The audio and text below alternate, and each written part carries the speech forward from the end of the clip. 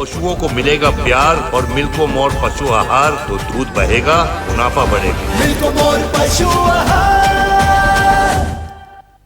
खुदी को आजमाया है तो ये अंदाज तुम में भी मैं हूं। शुभ प्लस पान मसाला। इको प्लस का नया आविष्कार eco plus hexa power TMT। इसकी प्रीमियम क्वालिटी व उन्नत जंग रोधक क्षमता दे बेजोड़ मजबूती।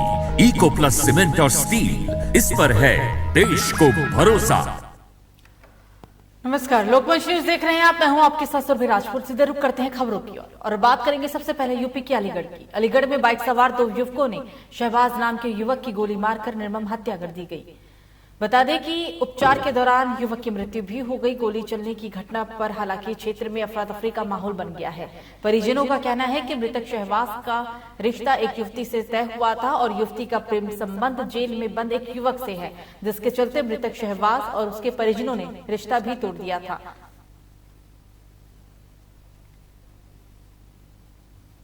तो इस बीच अमेठी से एक बड़ी खबर। संदिग्ध परिस्थितियों में विवाहिता की ससुराल में मौत, लड़की के परिजनों ने हत्या का आरोप लगाया। गले में फंदे का निशान भी मिला। जायज थाना क्षेत्र के मीरा गांव की पूरी घटना है। अमेठी से इस वक्त की बड़ी खबर आपको बता रहे हैं, जहां पर एक नवविवाहिता की संदिग्ध परिस्थितियों में मौत हो गई है। हालांकि नवविवाहिता के परिजनों का कहना है कि ये कोई आत्महत्या नहीं बल्कि हत्या है। घटना के बाद से ही पुलिस घटनास्थल पर मौजूद है। आगे की छानबीन में पुलिस जुट गई है। ये छानबीन के बाद ही पता चल पाएगा, जांच पड़ताल के बाद ही सामने आएगा कि आखिरकार ये हत्या है या फिर आत्महत्या। अमेठी की पूरी घटना, अमेठी के जायज थाना क्षेत्र के मीरा गांव की पूरी घटना, जहां संदिग्ध परिस्थितियों में एक नवविवाहिता की मौत हो गई है।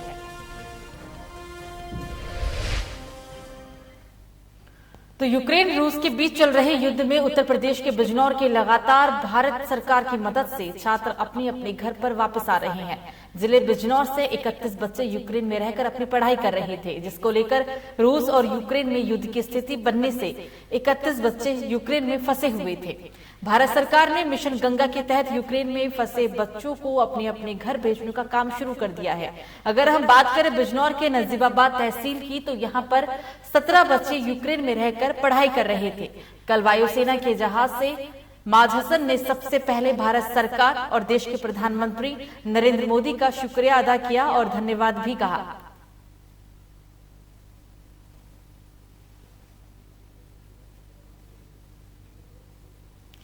तो इस बीच बिजनौर से एक और बड़ी खबर। तेज रफ्तार का कहर देखने को मिला। ट्रक और बाइक में जोरदार भिड़ंत हुई। ट्रक के बाद वाहन में भयंकर आग लगी है। आग लगने से 3 लोगों ने मौके स्थल पर ही दम तोड़ दिया। परिजनों का हालांकि घटना के बाद से ही रो रो कर बुरा हाल है। मौके पर पहुंची पुलिस ने आग पर काबू पा लिया। तीनों के शवों को कब्जे में लेकर पोस्टमार्टम के लिए भेज दिया गया। थाना कोतवाली शहर के ये छोया पुल का पूरा घटनाक्रम बताया जा रहा है। एक और बड़ी खबर, बिजनौर में तेज रफ्तार का कहर देखने को मिला। यहाँ 3 लोगों की जान चली गई। घटना के बाद से ही परिजनों का रो रो कर बुरा हाल है। ये पूरा मामला बिजनौर के थाना कोतवाली शहर के छोया पुल का बताया जा रहा है। घटनास्थल की हम आपको ये तस्वीरें भी दिखा रहे हैं। ये घटनास्थल की तस्वीरें। हालांकि तीनों को ही अस्पताल में लाया गया था। हालांकि तीनों ने घटनास्थल पर ही दम तोड़ दिया था। तीनों के शवों को कब्जे में लेकर पोस्टमार्टम के लिए भेज दिया गया। ये घटनास्थल की तस्वीरें कितनी भयानक ये तस्वीरें हैं, तस्वीरों को देखकर अंदाजा लगाया जा सकता है। थाना कोतवाली शहर की ये पूरी घटनाक्रम। बिजनौर में तेज रफ्तार का कहर एक बार फिर से देखने को मिला। तेज रफ्तार की वजह से ट्रक में जोरदार भिड़ंत हो गई और इसकी वजह से ट्रक और बाइक की भिड़ंत में 3 लोगों की जान चली गई है। जो खबरें सामने निकल कर आ रही है उसके मुताबिक ये तीनों ही जो लोग हैं वो एक ही परिवार से ताल्लुक रखते हैं।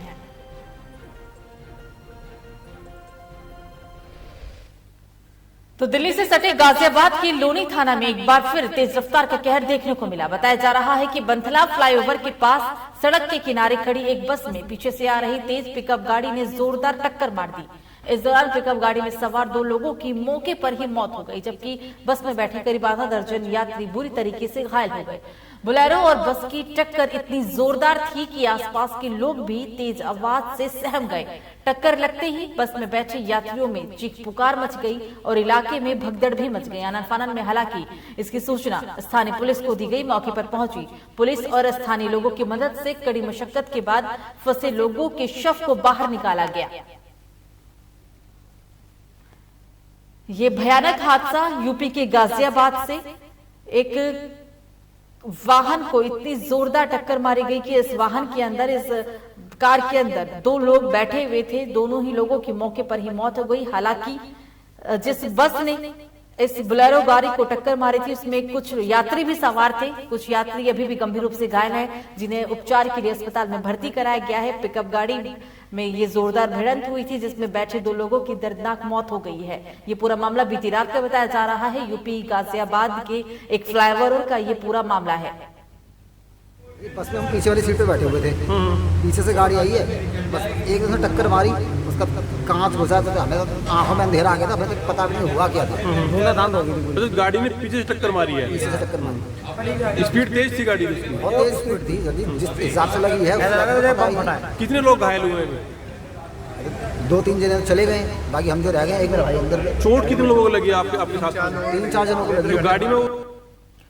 तो वहीं उत्तर प्रदेश विधानसभा चुनाव के अंतिम चरण में गाजीपुर में होने वाले 7 मार्च के मतदान के लिए प्रत्याशियों ने अपनी पूरी ताकत जनता के बीच झोंक दी है। आज भारतीय जनता पार्टी की सदर प्रत्याशी डॉक्टर संगीता बलवंत के पक्ष में उत्तर प्रदेश के वैश्य समाज से मंत्री नंद गोपाल गुप्ता नंदी और स्थानीय पूर्व मंत्री विजय मिश्र, पूर्व चेयरमैन विनोद अग्रवाल सभी लोग एक साथ रथ पर सवार होकर रोड शो की शक्ल में गाजीपुर बाजार के मुख्य सड़कों पर निकले और ये पूरा चर्चा का विषय भी बना रहा।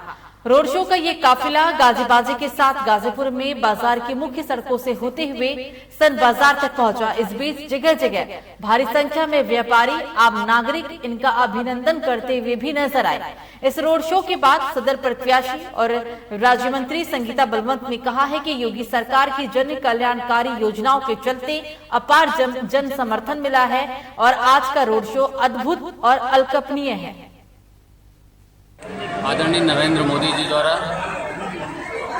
2014 से लगातार किए गए कार्यों को जनमानस सराह रहा है।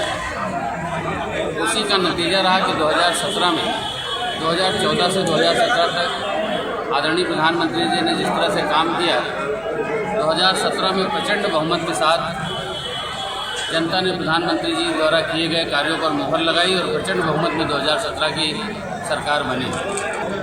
ये 2014 के बाद से केंद्र सरकार में और 2017 के बाद से प्रदेश सरकार में इतनी जन कल्याणकारी भारतीय जनता पार्टी ने कार्य किए थे कि उसके बदौलत आज जब 22 का चुनाव आया है और सदर विधानसभा में रोड शो निकला है, तो ये रोड शो बिल्कुल अलौकिक, अद्भुत और अद्वितीय रोड शो निकला है। और हम कह सकते हैं कि जो अपार जन समर्थन मिला है, भारतीय जनता पार्टी की जीत पूरी तरह से सुनिश्चित है।